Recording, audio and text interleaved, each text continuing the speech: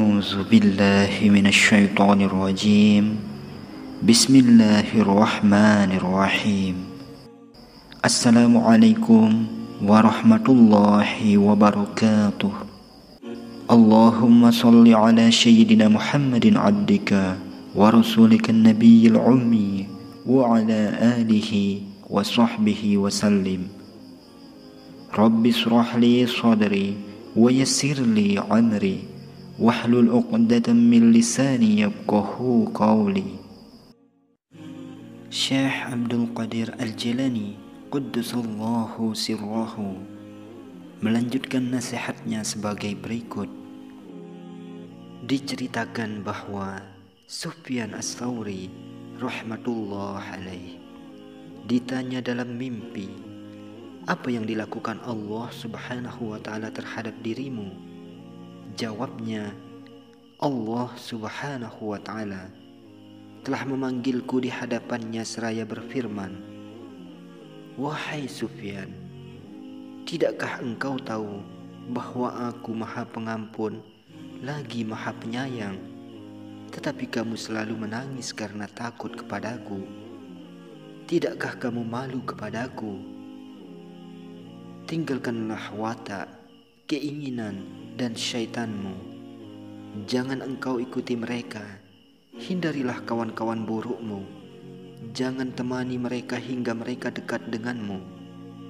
Barang siapa bertaubat tetapi tidak mengubah perbuatannya, berarti ia telah berdusta. Jika engkau memang berusaha untuk mengubah, maka engkau akan diubah. Allah subhanahu wa ta'ala telah berfirman dalam Quran surat Ar-Ra'd ayat 11 yang artinya, sesungguhnya Allah tidak mengubah keadaan suatu kaum sehingga mereka mengubah keadaan yang ada pada diri mereka sendiri. Jangan engkau menganiaya siapapun di dunia, karena jika engkau berbuat demikian, engkau akan disiksa di akhirat. Berbuatlah yang adil sebelum engkau diadili, dan dijauhkan dari jalan surga. Penganiayaan itu terjadi karena mereka meninggalkan keadilan, dan dengan pemikiran mereka itu, mereka akan jauh dari keadilan. Letakkan segala sesuatu pada tempatnya, sehingga untukmu ada tempat di sisi Allah subhanahu wa ta'ala. Ini adalah zaman akhir. Aku telah melihat dirimu telah berubah dan berganti. Aku mengkhawatirkan perubahan dan pergantian itu. Memang, perubahan dan pergantian adalah sesuatu yang pasti, tetapi asal tidak menyembunyikan sesuatu yang halal. Wahai hamba Allah, aku menghendaki kemanfaatan dan kebaikan bagimu dalam semua hal. Aku ingin menutup semua pintu neraka sehingga tidak ada seorang pun di antara hamba Allah subhanahu wa ta'ala yang memasukinya. Harapanku yang demikian ini hanya karena rahmat Allah subhanahu wa ta'ala semata, serta kasih sayangnya kepada hamba-hambanya. Aku duduk di sini untuk memperbaiki dan membimbing hatimu, bukan untuk mengubah dan mendidik pembicaraanmu. Janganlah engkau lari karena kata-kataku yang keras ini, sebab wasiat suciku hanya keras dalam soal agama Allah subhanahu wa ta'ala. Bicaraku memang keras, makananku juga keras. Namun, barang siapa lari dari orang seperti diriku, tentu tidak akan beruntung. Jika engkau beradab buruk dalam sesuatu yang berkaitan dengan agama, aku tetap tidak akan meninggalkanmu. Dan aku tidak mengatakan engkau berbuat demikian. Aku tidak peduli engkau datang kepadaku atau tidak. Aku tidak melakukan usaha kecuali dengan Allah subhanahu wa ta'ala dan darinya, bukan darimu. Aku hanyalah sebagian kecil dari kelompok dan jumlahmu. Apa yang aku lakukan tidaklah mengubah dengan lidah, tetapi mengubah dengan hati. Tidak dari kanan, kiri atau belakang, tetapi dari depan, yakni dari dada, bukan dari punggung. Ikutilah para nabi, rasul dan orang-orang soleh terdahulu. Aku tidak pernah meninggalkan mereka dalam menuju rumah yang dekat dengannya. Bertaubatlah dari dosa dan adab burukmu. Taubat adalah tanamanku di bumi hatimu, serta bangunan yang aku bangun di sisimu. Hancurkanlah bangunan syaitan dan dirikanlah bangunan Allah Subhanahu wa ta'ala. Aku akan mempertemukan engkau dengan Tuhanmu. Aku berdiri bersama isi tanpa kulit. Bentuk lahir adalah kulit, dan aku tidak mau bersibuk-sibuk mendidik kulit. Aku hanya mau mendidik hatimu. Aku akan mengupasmu dan mendidikmu, sehingga Nabi SAW akan senang kepadamu. Jangan engkau temani aku karena dunia, wahai kawan, tetapi temanilah aku karena akhirat saja. Jika telah sempurna persahabatanmu denganku untuk akhirat, dunia pun akan datang menjaminmu, dan engkau dapat mengambilnya secara zuhud terhadapnya. Dan aku jamin, engkau tidak akan dihisap mengenai dunia tersebut. Dahulukan akhirat dan akhirkanlah dunia. Utamakanlah batin, jangan mengutamakan lahir. Tegakkanlah kebenaran dan hancurkan kebatilan. Utamakanlah sesuatu yang bersifat kekal dan belakangkan sesuatu yang akan lenyap.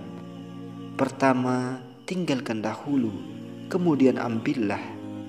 Ambillah bukan dengan tangan nafsu, keinginan dan watak, tetapi dengan tangan hati dan nurani. Janganlah engkau mengambil dari tangan makhluk, tetapi ambillah dari tangan Allah Subhanahu wa ta'ala. Taatilah Rasulullah SAW.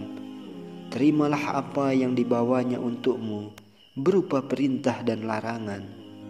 Allah Subhanahu wa ta'ala telah berfirman dalam Quran surat Al-Hasyr ayat 7, yang artinya, apa yang diberikan Rasul kepadamu, maka terimalah ia, dan apa yang dilarangnya bagimu, tinggalkanlah. Hendaklah engkau gesit seperti serigala pada saat menerima perintah Allah Subhanahu wa ta'ala dan Rasulnya Sallallahu alaihi wasallam. Dan hendaknya engkau seperti orang yang sakit ketika menerima larangan dari Allah Subhanahu wa ta'ala dan Rasulnya. Bahkan hendaklah engkau seperti orang mati ketika datang ketentuan maupun takdirnya. Di samping engkau bersikap seperti itu terhadap Allah Subhanahu wa ta'ala, pergaulilah manusia dengan akhlak yang baik. Jangan engkau meminta kepada Allah Subhanahu wa ta'ala selain ilmunya. Ridolah kepadanya dalam hukum dan takdirnya terhadapmu maupun terhadap selain engkau. Diriwayatkan bahwa Nabi SAW telah bersabda, ketika Allah Subhanahu wa ta'ala menciptakan qalam, Dia berkata kepadanya, tulislah. Ia bertanya, apakah yang aku tulis? Allah berfirman, tuliskanlah hukumku atau ketentuanku pada makhlukku sampai hari kiamat. Ingatlah Allah Subhanahu wa ta'ala, wahai gulam. Mula-mula dengan hati, kemudian dengan lisan. Ingatlah Dia dengan hatimu 1000 kali dan dengan lidahmu 1 kali. Ingatlah Dia ketika datang berbagai ujian dengan sabar, ketika datang dunia dengan berpaling, dan ketika datang akhirat dengan menerima. Ketika datang Allah Subhanahu wa ta'ala dengan tauhid, dan ketika datang selain Dia dengan berpaling darinya. Jika kedua mata nafsumu merayu, menggoda dan menjerumuskanmu, kendalikanlah ia dengan sifat wara. Tinggalkan jauh tawaran ini dan itu, mengingat mati dapat membersihkan hati serta menjauhkan dunia dan makhluk darimu.